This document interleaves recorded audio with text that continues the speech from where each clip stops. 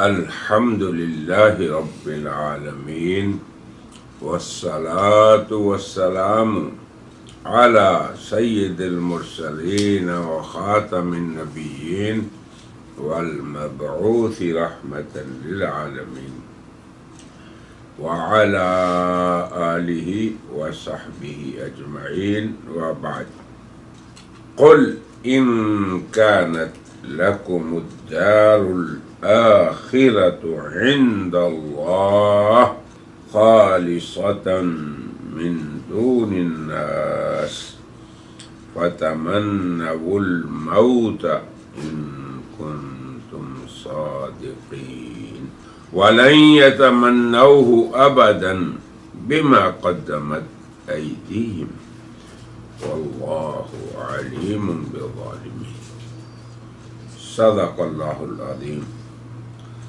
سامعین و ناظرین، سورۃ البقرہ، اس کی یہ آیت نمبر 94 اور 95 جس کی میں نے تلاوت کی ہے، تو سب سے پہلے درست ادائیگی کا ضابطہ جو ہمیشہ ہم کرتے ہیں سنیے۔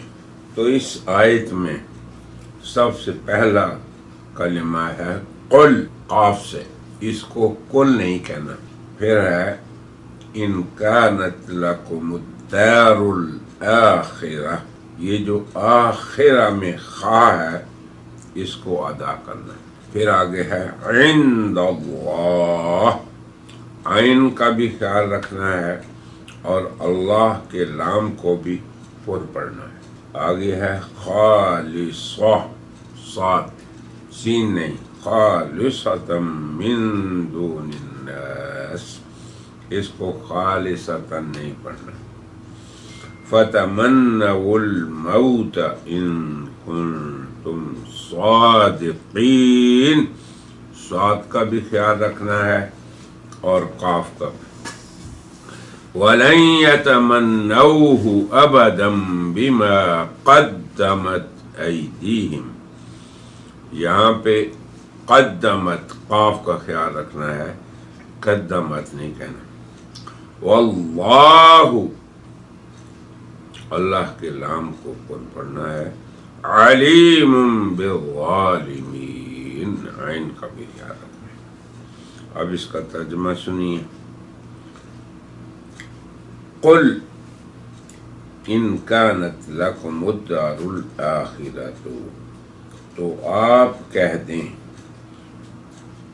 نبی کریم صلی اللہ علیہ وسلم کو یہ خطاب ہے کہ جو یہود یہ سمجھتے ہیں کہ وہی جنتی اور جنت کے وارث اور ان کا یہ خاندانی اور جدی حق ہے، کیوں کہ ان کے بڑے انبیاء تھے۔ اسی مسئلے کو پہلے بھی اللہ نے بیان فرمایا ہے کہ یہ سمجھتے ہیں لن تمسنا النار، کہ جہنم کی آگ ہمارے لیے تھوڑی بنی ہے، ہمارے لیے تو جنت بنی ہے، اور وہ ہماری جدی پشتی جسے کہتے ہیں کہ ہمارے بڑوں کی جو ہمارے ساتھ نسبت ہے اور رشتہ ہے اور جو تعلق ہے، اس کی وجہ سے ہم جنت کے وارث ہیں۔ اب آپ خود سوچئے کہ مسلمانوں کے اندر جتنے لوگ ہیں، ہمارے ہاں جو گدیاں ہیں اور جو گدی نشین ہیں، ذرا کچھ سوچیں تو صحیح، ان کا بھی تو یہی خیال ہے۔ واقعی سچ فرمایا تھا صادق و مصدوق سید المرسلین نے کہ تمہارے اندر بھی پہلے لوگوں جیسے طریقے آ جائیں گے۔ تو یہی وہ طریقہ ہے جو یہود کا تھا، کیا کہ ہم جو کچھ بھی کریں ہمیں کچھ نہیں ہوگا، اور جنت ہی کے لیے ہم پیدا ہوئے ہیں، اور جنت ہمارے لیے ہی پیدا ہوئی ہے۔ اب یہ معتقدات تھے بنی اسرائیل کے اور یہود کے، اور یہی آج ہمارے اندر بھی سرایت کر چکے ہیں۔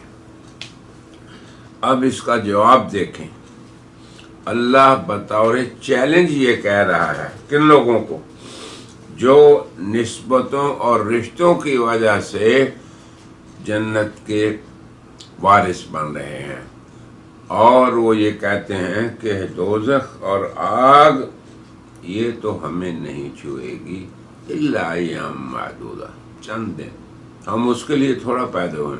اب یہ اللہ کا آگے جواب سنیں، وہ لوگ جو یہود میں سے ہیں، اور یہودی بھی آج تک اسی اپنے عقیدے پہ قائم ہیں،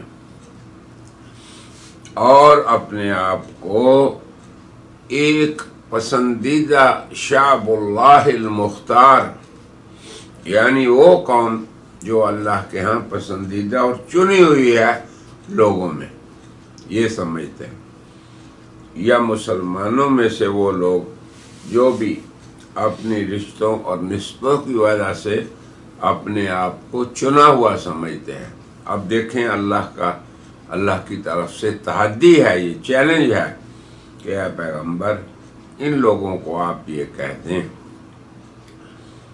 کہ اگر آخرت کا گھر اللہ کے ہاں تمہارے لیے ہی خاص ہے، لوگوں کے لیے نہیں، تو کیا کرو؟ فَتَمَنَّوُا الْمَوْتِ، پھر تم موت کی تمنا کرو۔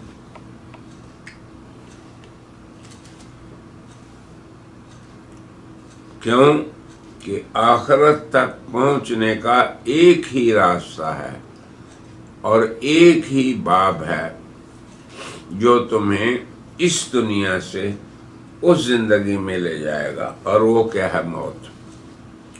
تو پھر تم اس راستے کو اختیار کرنے کی تمنا کرو۔ اب اللہ کی طرف سے ان سے موت کی تمنا کا چیلنج کیا گیا کہ اگر تم سچے ہو اس بات میں اور اس دعوے میں اور اپنے زوم میں، اور تم اسے اپنا عقیدہ سمجھتے ہو، تو آؤ پھر موت کی تمنا کر کے دیکھ لو۔ اور اللہ تعالیٰ کی طرف سے بھی، اور یہ کیوں کہا کہ پھر تم اس دنیا کی مشقتوں، مصیبتوں اور اس دنیا کی اہانتوں کو، کیونکہ اللہ تعالیٰ نے اس دور کے یہود کو نبی کریم صلی اللہ علیہ وسلم اور آپ کے اصحاب کے ہاتھوں شکستیں دیں، انہیں ذلتیں اٹھانی پڑیں۔ جو یہود کے قبیلے مدینے میں تھے، بنی نذیر، قریظہ، قینقاع، ان سب کو پھر یہ دنیاوی شکستیں اور ذلتیں کہ ان کو ان کے اپنے گھروں سے بھی نکلنا پڑا، اور اپنے باغات وہ بھی چھوڑنے پڑے۔ یخربون بیوتہم بایدیہم وایدی المؤمنین،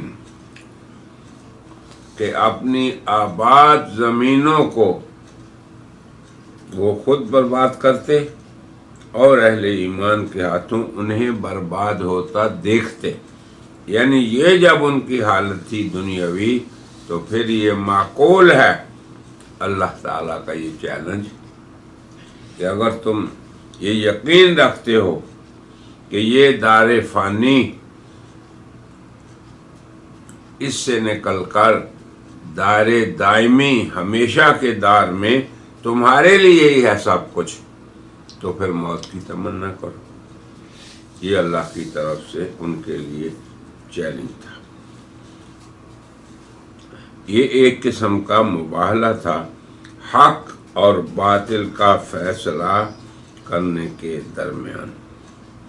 تو کبھی یہ فیصلہ منازع سے ہوتا ہے اور کبھی مباہلے سے۔ تو یہ تحدی اور چیلنج یہ ایک قسم کا مباہلہ تھا۔ تو دو ہی طریقے ہیں دنیا میں اہل حق اور باطل کے درمیان یا دو فریقوں کے مابین، ایک مناظرہ و مجادلہ اور پھر مباہلہ۔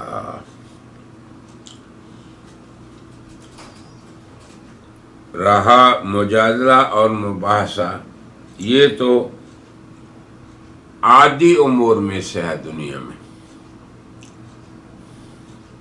جو لوگوں میں ہوتے ہیں، اور چیلنج اور مباہلہ یہ ایک غیر معتاد طریقہ ہے، خارق عادت طریقہ ہے کہ اس کے اندر ظاہری دائرے سے نکل کے باطنی دائرے کا بھی اس میں دخل ہو جاتا ہے۔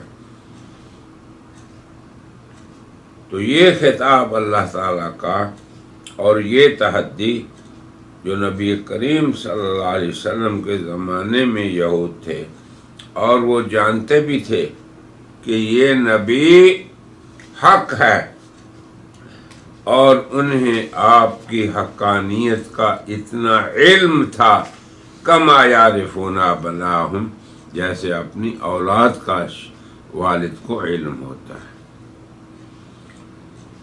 مگر ایک بات جو غلط ان میں تھی، اور اگر وہ ہمارے مسلمانوں کے کسی طبقے میں ہے تو وہ بھی غلط ہے، کہ اللہ تعالیٰ کی سنت یہ نہیں کہ وہ نسبوں، خاندانوں، رشتوں اور دنیاوی نسبتوں کی وجہ سے کامیابی اور ناکامی کا فیصلہ فرماتے ہیں۔ نہیں، اللہ کی سنت کیا ہے؟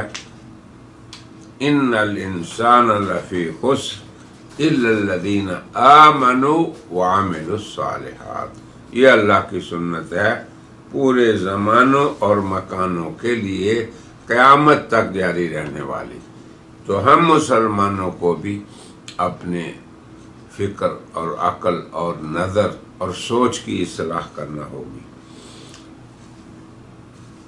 ایک بات یہ ہے کہ اس دور میں اہل ایمان، ان کا بھی یہ دعویٰ ہے کہ ایمان مطلوب اللہ کو اور اعمال صالحہ وہی ہیں جو خاتم النبیین دین لے کے آئے۔ واقعی یہ ہمارا ایمان ہے کہ اس وقت اور آج پوری دنیا کے نبی جناب محمد رسول اللہ ہیں، خاتم النبیین، اور یہی آپ کی ختم نبوت کا مفہوم ہے کہ آپ کا راستہ ہی آخری راستہ ہے، آپ کی منہج ہی آخری منہج ہے، آپ کی سنت ہی وہ نورانی طریقہ ہے پوری بشریت کے لیے۔ تو پھر مسلمانوں سے بھی تو کوئی قوم یہ مطالبہ کر سکتی ہے کہ تم موت کی تمنا کرو۔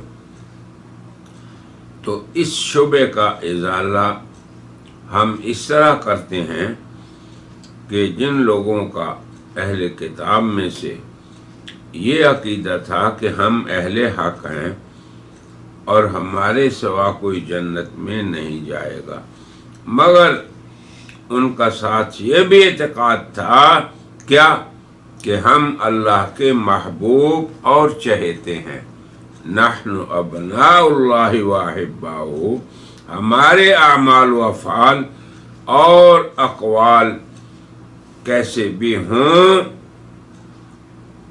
ناشائستہ ہوں، نہ گفتہ بھی ہوں، ہم پھر بھی جنت میں جائیں گے۔ کیوں؟ کہ جنت ہماری جدی اور خاندانی میراث ہے، ہم مرتے ہی بہشت میں داخل ہو جائیں گے۔ اب اس کو آپ سامنے رکھیں، یہ ہے یہود کا معتقد، ان لوگوں کا معتقد جنہیں رسول اللہ نے یہ چیلنج دیا اور اللہ تعالیٰ نے اپنے نبی کو حکم دیا کہ ان سے یہ کہیں کہ موت کی تمنا کریں۔ اس کے برخلاف ہمارا اہل ایمان کا اور جناب محمد رسول اللہ کی امت کا یہ عقیدہ ہرگز نہیں کہ ہم اللہ کے محبوب اور چہیتے ہیں اور جنت ہمارے لیے ہی مخصوص ہے، بلکہ ہم یہ کہتے ہیں کہ ایمان اور عمل صالح، اپنے زمانے کے نبی پر ایمان اور پھر اس کی اتباع میں عمل صالح، یہ شرط ہے۔ اس کے ساتھ ساتھ اہل ایمان اپنے اقوال اور افعال سے ہمیشہ ڈرتے بھی رہتے ہیں، جیسے قرآن نے اللہ نے فرمایا والذین یؤتون ما آتوا، اہل ایمان کیا کرتے ہیں کہ اللہ کی راہ میں جو بھی دیتے ہیں، مال ہو ان کا یا جو بھی عمل کرتے ہیں، جو بھی اقوال ہیں ان کے، وہ فعل کرتے ہیں اور اللہ سے ساتھ ڈرتے بھی ہیں کہ شاید اللہ کے ہاں ہمارے ان اقوال و افعال کی قیمت پڑے یا نہ پڑے۔ یہ جو وَقُلُوبُهُمْ وَجِلَةٌ، ان کے دل میں خوف ہے، یہ خوف یہود میں نہیں تھا، اس قوم میں نہیں تھا، اور نہ ہی ان لوگوں میں ہوتا ہے جو مسلمانوں میں سے اپنی نسبتوں پر اعتماد کرتے ہیں، ان میں بھی نہیں ہوتا۔ آج بھی آپ دیکھ لیں گدی نشینوں اور ان کی اولاد میں کتنی جسارت ہوتی ہے، رات دن رسول اللہ کی سنتوں کو توڑتے ہوئے بھی ان کا یہی اعتقاد ہے اندر سے کہ ہم اللہ کے پیارے اور محبوب ہیں۔ یہ مسلمان امت کا عقیدہ نہیں۔ اس لیے مسلمانوں سے یہ سوال کہ تم بھی یہ دعوے دار ہو کہ ہم کامیاب ہونے والے ہیں، تو تم موت کی تمنا کیوں نہیں کرتے؟ موت کی تمنا کا شرعی حکم یہ ہے کہ بلا ضرورت اس کی تمنا کرنے کی یا دنیاوی مصائب سے گمراہ کر موت کی آرزو کرنا ایک ممنوع فعل ہے، یعنی اس کی اسلام اجازت نہیں دیتا۔ کیوں کہ زندگی ایک بہت بڑی نعمت ہے۔ میں ہمیشہ یہی کہا کرتا ہوں کہ ایک جنتی ہمیں دکھا دو جو اس زندگی میں نہ آیا ہو، تو اس اعتبار سے زندگی اللہ کی نعمت عظمیٰ ہے، اور جو اوقات ہمیں ملے ہوئے ہیں ان کی قدر کرنا ہم پہ فرض ہے۔ تو انسان زندگی سے کیوں مایوس ہو اور زندگی سے کیوں وہ پناہ مانگے؟ کیونکہ زندگی اس کے ایمان اور اعمال میں ترقی کا ذریعہ ہے۔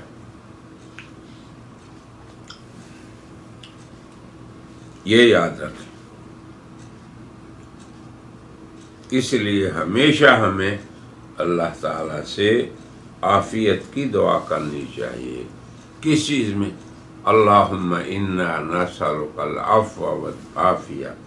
کس میں؟ اس دنیاوی زندگی میں اور آخرت میں۔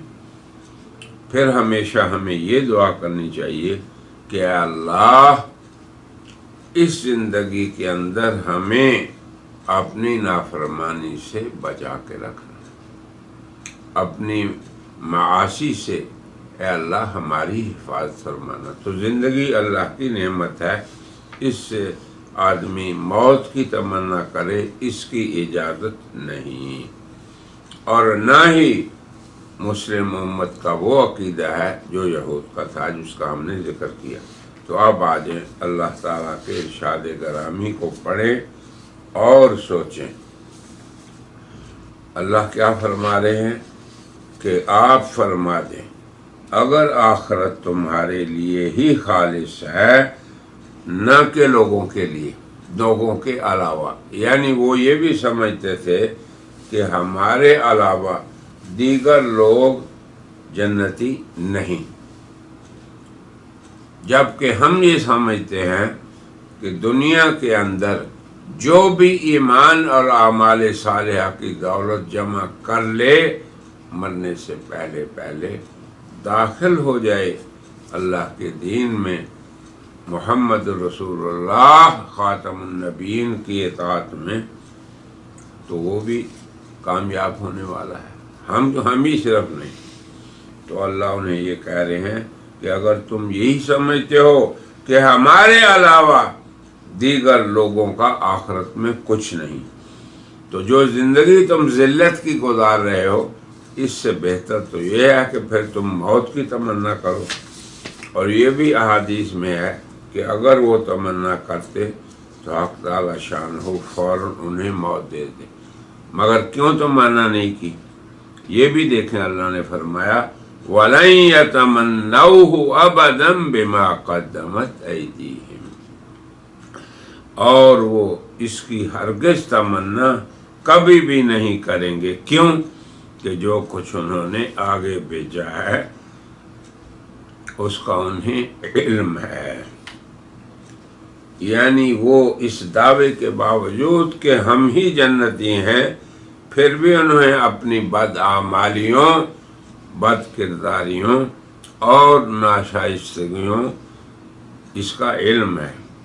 اور ساتھ ہی اللہ نے فرما دیا واللہ علیم بالظالمین، اور اللہ تعالیٰ کی ذات گرامی ظالموں کو خوب جانتی ہے۔ اللہ خوب جانتا ہے کن کو؟ الظالمین کو، جو اللہ کے حق میں کوتاہی کرتے ہیں، رسول اللہ کی اطاعت میں کوتاہی کرتے ہیں، بندوں کے ساتھ معاملات میں زیادتی کرتے ہیں، یہ ظالم ہے۔ کیونکہ ظلم صاحب حق کو حق نہ دینا، اس کا حق غصب کرنا۔ اللہ کا حق یہ ہے بندوں پہ کہ وہ اس کی خالص عبادت کریں اور اس کے ساتھ کسی کو شریک نہ ٹھہرائیں۔ اور بندوں کا حق یہ ہے کہ بندے ان کے اموال کو، ان کی اعراض، عزت و آبرو کے ساتھ نہ کھیلیں، ورنہ وہ ظالم ہے۔ آگے اللہ تعالیٰ ایک نیا مسئلہ بیان فرما رہے ہیں، انشاءاللہ اسے ہم اگلی مسئلے میں ذکر کریں گے۔ وآخر دعوانا الحمدللہ رب العالمین۔